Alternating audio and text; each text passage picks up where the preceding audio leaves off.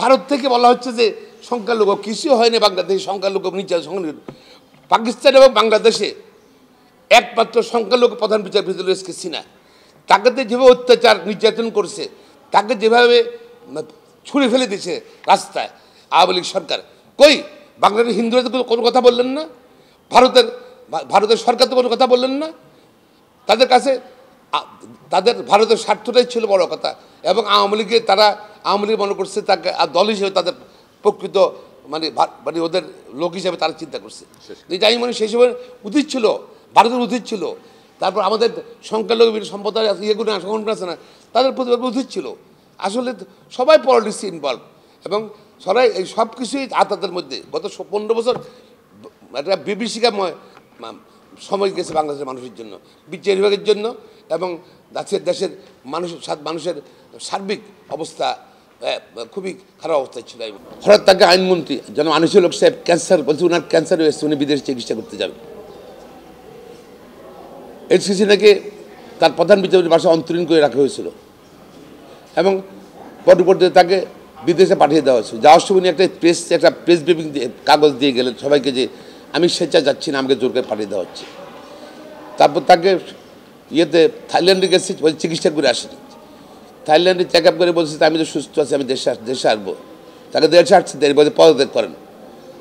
আমাদের সাংবিধানিক প্রভিশনগুলিতে প্রধান বিচারপতি রাষ্ট্রপতির নিকট সহজে পদত্যাগপত্র দেবেন, সেটা করা হয়নি।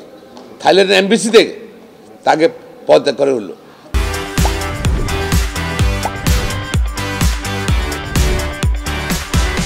তার বিরুদ্ধে শুধু পদত্যাগ করে ক্ষান্ত নেই, তার বিরুদ্ধে অনেকগুলো মিথ্যা হামলা দেওয়া হয়েছিল, মিথ্যা হামলায় তাকে সাজা দেওয়া হয়েছিল, এবং দেশের প্রধান বিচারপতি এখনো রিফিউজি হিসেবে কানাডায় আছেন।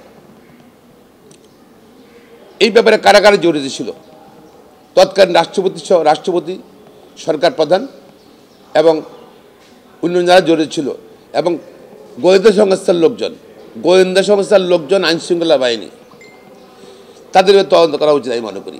এবং এসকে সিনহার সকল মামলা প্রত্যাহার করা উচিত হোক দাবি জানাচ্ছি, পাশাপাশি তাকে যেন দেশে ফিরিয়ে আনে সে ব্যবস্থা গ্রহণ করবে।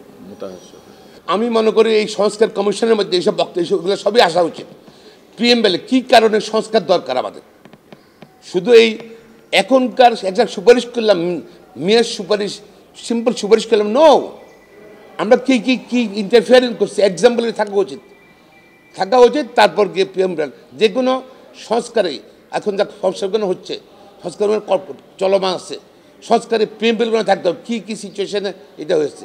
যেমন গুম কমিশন, সেখানেও কিন্তু কেন গুম, কীভাবে গুম হয়েছে, যারা জড়িত তাদের বিরুদ্ধে ব্যবস্থা গ্রহণ করতে হবে। তারপর নির্বাচন কমিশন, সেখানেও একই ব্যবস্থা গ্রহণ করতে হবে। তারপর আপনি সংস্কারের কথা বলবেন, আপনি শুধু মেয়ের সুপারিশ করলে তো হবে না। আমি যেটা চাচ্ছি, সাবেক প্রধান বিচারপতি এসকে সিনহা এবং মোতাহার হোসেন সাহেবের তাদের বিরুদ্ধে মিথ্যা মামলা করা হয়েছে, সেগুলা ব্যাপারে তদন্ত হওয়া উচিত, এবং বেগম খালেদার বিরুদ্ধে, তারেক রহমানের বিরুদ্ধে, অন্য রাজনীতিবিদদের বিরুদ্ধে যেসব ষড়যন্ত্র মামলা করা হয়েছে শুধু রাজনৈতিক কারণে, সে ব্যাপারে আমার মনে হয় তদন্ত করে যেসব পুলিশ, দুদকে যেসব আয়ু ছিল, ইনভেস্টিগেশন অফিসার, দুদকের চেয়ারম্যান ছিল, কমিশনার ছিল, তাদের ব্যাপারে ব্যবস্থা গ্রহণ করেছে আমি মনে করি।